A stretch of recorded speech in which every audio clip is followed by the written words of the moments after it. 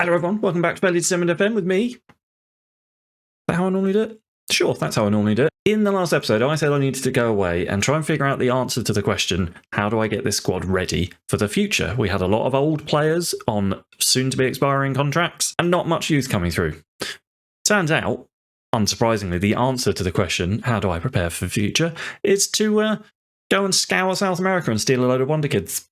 We start our Premier League season today away at Chelsea, which is, this is a pretty good, pretty strong opener for the season, isn't it? We're not going to play this game on camera because I need to take you through the transfers. But our little start to the season is pretty hefty. Chelsea, Man United, first two games. You can see here from our friendlies that we've played pretty well. We lost 3-2 to Bordeaux though. That was unexpected. Didn't expect that.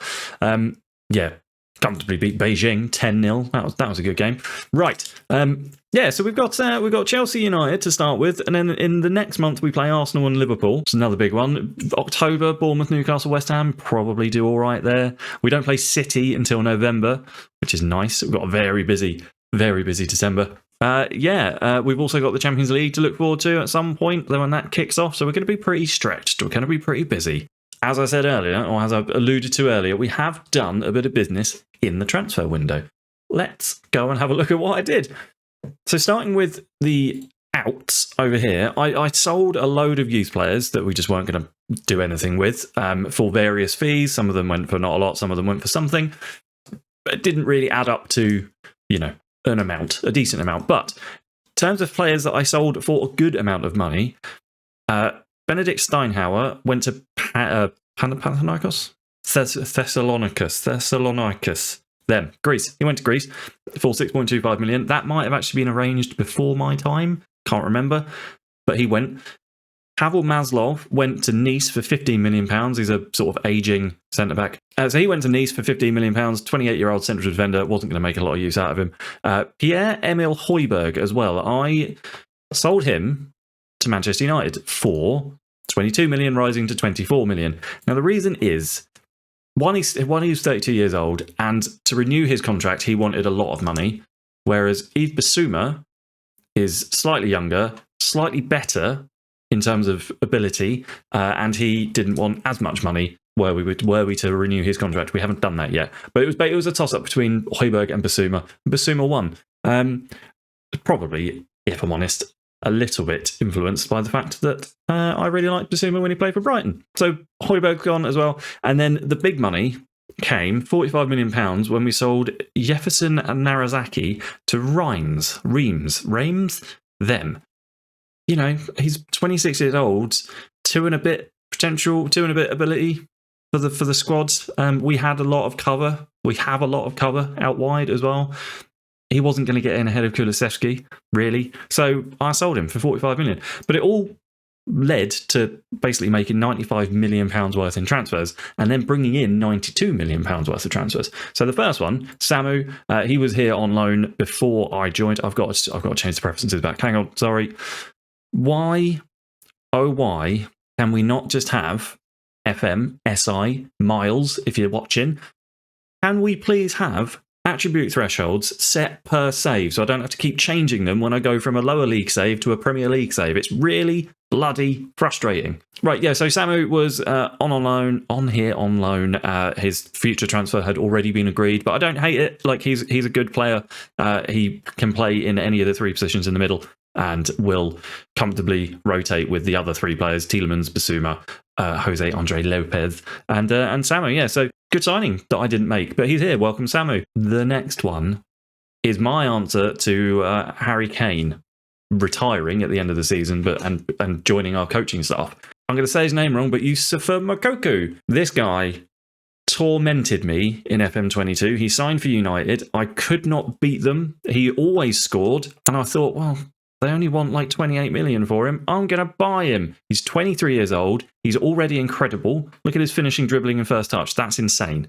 Flair, 16, composure, anticipation. He's not a Harry Kane workhorse type striker. So when Kane retires and Moukoko takes over as number 1, or number 10, I guess, we're going to have to change how we sort of play to accommodate this type of striker rather than the Harry Kane's type of striker. So, but he's very, very good. I'm very excited to have him. Didn't want a lot on wages either. We've got him for 5 years for £28 million, I think, rising to 34.5, depending on performances. That's really good. Next up, Yohan Koeman, our first sort of South American superstar, or potential superstar anyway, coming in. Yeah, he looks decent to me. We got him for peanuts. What are we getting for? 2.2 million we got him for. They reckon now 56 to 68 million. I guess that's based on potential. But yeah, he looks good. Again, he can't tackle, so he's not going to be one of the defensive midfielders. He'll be one of the central midfielders, probably a Mazzalari type player. 18 years old. I'm not going to be afraid to put him in the squad and get him some minutes this season. I think he's going to be really good. I'm excited to have him aboard for sure. So welcome, Koeman. Koeman? Don't know.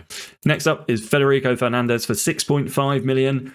Yet another South American wonder kid kiddie. Again, quite happy to give him some minutes this season already. Two-star current ability, 3.5, 3 and 4 maybe potential.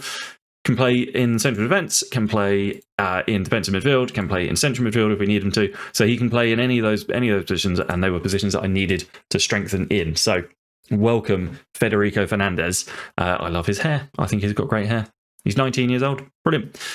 Who is he? Argentinian. Yeah. So welcome, Federico. And then Wayne Holmes joins us as well. But I loaned him back to Bodo Glimt. Signed him for 5.75 million. Yet another young wonder kid player, actual wonder kid player as well. Media description is wonder kid. He's not South American, but we won't hold that against him. He also looks really good. Central midfielder. He's going to be quite a creative player, I think, looking at him. Off the ball movement's good. His work rate's incredible. 16 pace, 15 acceleration. He's quick. He can dribble. He's only going to get better. He's already good enough for the championship. So, yeah, I thought... I kind of wish that I hadn't agreed to the loan back, but I did, and I can't take that back. Yeah, I think he's going to be really good. I think he's going to be a good player. £10,000 he wanted in wages, got him for 4 years. His transfer value is insane. Like, if he reaches even a little bit more of his potential, we're going to be able to sell him on, maybe, for a ton of money, or hopefully keep him and try and build a team around him and Makoko. That would be good. That means then that the squad looks something like this now. We've got some, youth coming through. We've had a lot of injuries in pre-season as well. Like Makoko was away with the German under-21s, under-23s team rather, and then got injured on duty and hasn't played any pre-season with us. He's out for another couple of weeks, I think. Yeah, 6 days and 2 weeks. Really annoying. Similarly, Tarek Lamptey has been injured so much in pre-season. This is why I've been trying to get a wing back in. Pedro Porro is filling in there at the moment quite nicely. I say filling in; he can play there easily. Then we've got our youngsters coming through. We've got a lot more potential in the squad. We didn't have this before. We didn't have these potential players. David Vasquez was already here, but he looks really good. Similarly, Sefer Gohard Danny is what I'm going to call him. He was already here as well, and he looks brilliant. An Iranian English central midfielder. Can play in the defensive midfield role as well. Now then, I have waffled for a long time.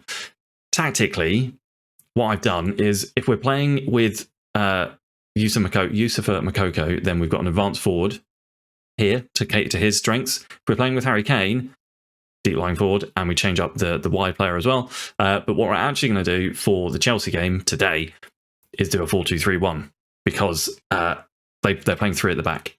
And I don't want Kane to be isolated up top and not very useful. Now let's get to the first game against Chelsea, lose that, and have all my hopes and dreams crushed. Yeah, that sounds about right, doesn't it? I think that sounds about right. So they've managed to hold on to Mason Mount and Reece James in 2028. They've still got Raheem Sterling and Kai Havertz as well. That's interesting. And Ben Chilwell's still there. Right, so the lineup then for the first game against Chelsea is going to be Seaman in goal, or Simon. Simon? I'm Seaman. I'm going to say Seaman. Mitchell, Romero, Milenkovic and Porro at the back. Tielemans and Basuma in the middle of the park. Ahead of them, Cody Gakpo, Kulusevski, Pedro Neto and Harry Kane. I've started doing the press conferences as well. I was reading, I can't remember where it was, I read a really good post about how important morale is. And I knew that, Like, I knew that. It's an obvious thing, but I hadn't really considered it much.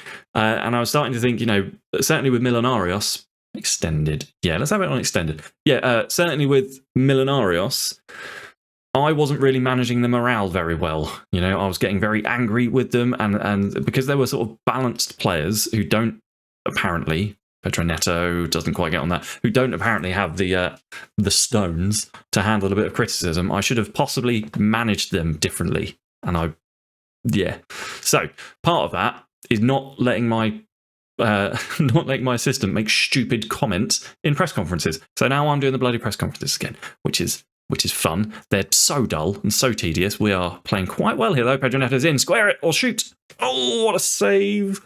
Can we get the ball in? Neto.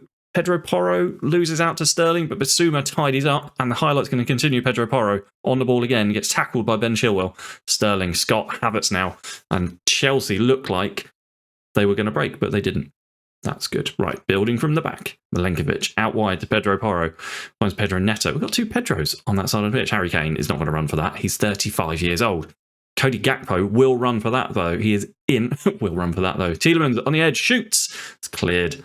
Ooh, I've got to stop shouting. I'm right onto the mic. You know, I've got to stop shouting. Otherwise, it's going to ruin my audio. It's going to ruin my pissing audio. I'll move the mic there. Is that going to I'm going to hit that with my hand, aren't I? That'll be all right. Kai Havertz into Scott. I thought that was somehow finding its way to Raheem Sterling. Ricardo with a shot is blocked and cleared away by Romero. 8 minutes gone. Good game so far. 8 minutes gone. Crosses in. Sterling shoots. Never going in. It's never going in. I'm going to encourage the boys. This has been good so far. 9 minutes. I might have to change this back to key highlights, you know, because otherwise this is going to be a very long commentary and I'm going to run out of, you know, breath. Pedro Porro with a terrible first touch. Gives Raheem Sterling the chance to nick in, and Raheem Sterling, thank God he hasn't got his shooting boots on. Crikey. And just, what are you doing? What are you doing? 11 minutes on the clock, and you've gone in from behind and scissored. You've gone in from behind and scythed down Ben Chilwell in a completely needless... Like, there was no danger from that situation. He would have gotten a cross in, probably. And now we're... Oh, Pedro Porro, you absolute pillock. I'm going to have to do something like this. Oh, God. What a donut. What an absolute bloody donut. I don't even know what you do there. Pedro now is going to have to play bloody wing-back. I don't believe that. I do not believe it. You've got to be kidding. Bloody outrageous. Absolutely outrageous. Right, I'm going to pop this on key highlights because I don't know if I can watch 1,000 highlights of Chelsea just hammering our box with shots now that we're a man down. And encourage the boys. Right, I know I said I was going to be calmer and nicer to these players, but Pedro Porro is going to get an absolute slap. Milenkovic clears that ball away. Mount. Chilwell on the edge of the box. Chilwell shoots. Just over. I don't believe it. I genuinely don't believe that. Just horrendous decision making. Like, there was no danger from that situation at all. Ben Chilwell was going nowhere. Why? Why would you do that? Pedro Neto wins the ball. Tries to find Harry Kane. Doesn't quite come off. Harry Kane nearly wins it. Ricardo for Chelsea. Mason Mount finds James on that right-hand side. Sterling's in. It's a good goal, or is he offside? I think it's a goal. And I think, yeah, it's a goal. I don't want to watch it. Why have I got opposition replays on? I don't want opposition replays. I never want opposition replays. I don't care about them. I don't care. I don't think we've played badly is the thing either. You know, like, we're a man down. We've still had 50% possession. We're like, pass completion rate is about the same. We've had 4 shots. We might be a player short on the pitch, but we have our fans to play for them. Give it everything you've got. Yes, sure. Let's hit. Let's start. There's going to be space, right? There's going to be space. So we're going to lower the defensive line. We're going to lower the block. We're going to invite Chelsea on a little bit. And we're going to start hitting long balls forward to Kulusevski and Harry Kane, who is going to be changed up to a deep line forward. And he can stay as a deep line forward on attack. And I think we'll have Kulusevski as advanced midfielder still. Basuma's on a yellow. I don't want another sending off. So we'll bring on Samu for his, like, official I've signed for the club debut. Yeah.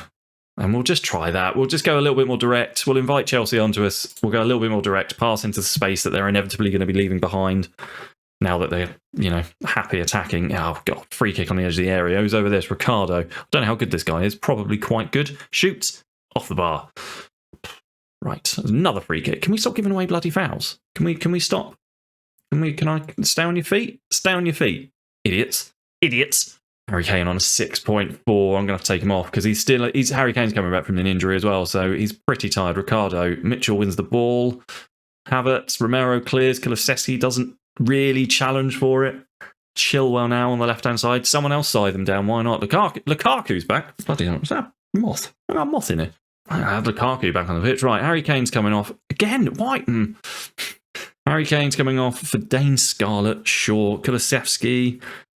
Son can come on for Kulusevski. Yeah, why not? Tielemans needs a bit of a rest. Go hard Danny can go in. And then Cody Gakpo needs a little bit of a break as well. So we don't really have anyone to get. Oh, I'll have David Vasquez can get his start as well. Right, it doesn't matter. If we can keep this to 1-0, I guess that's a positive. I guess. Highlight is continuing here. Havertz has broken the trap. 2-0. It's 2-0. This is entirely Pedro Porro's fault. I am furious at that man. Didn't even get a chance to make the subs. Right, I'll see you at the end of the game. Well, that was a pissing shambles. I thought Heung-min Son had gotten us a nice little consolation goal in the 91st minute to make it, a little bit more respectable. In the 94th minute, Kai Havertz gets in and gets a bloody third for him. They had 35 shots, 15 on target. That was entirely Pedro Porro's fault. Entirely. Unlucky. They were unlucky. It's not their fault. It's not their fault Pedro Porro saw red in the 10th minute. The penis. Pedro Porro banned for one match. 2 weeks. Dismissed for a bad tackle. You may choose to find... Yeah, no, 2 weeks wages. I don't care. I'm not going to appeal against it. Absolute moron. Absolute moron. I'm so angry. Okay, right. Good. Welcome to Tottenham. Great. I'll see you for the next episode in the next couple of days. We'll be playing some games. I don't actually know what games we've been playing. Again, with the dates. The dates. Just work, Football Manager, will you? Just work. Right. We're going to come back, I think, for Villa and the North London derby. That'll be fun. I'll see you back here in a few days. I hope you enjoyed the episode. Let me know what you thought down in the comments. Leave a like on the video. Subscribe to the channel if you haven't already. All that stuff. And I'll see you soon. Cheers. All the best. Bye.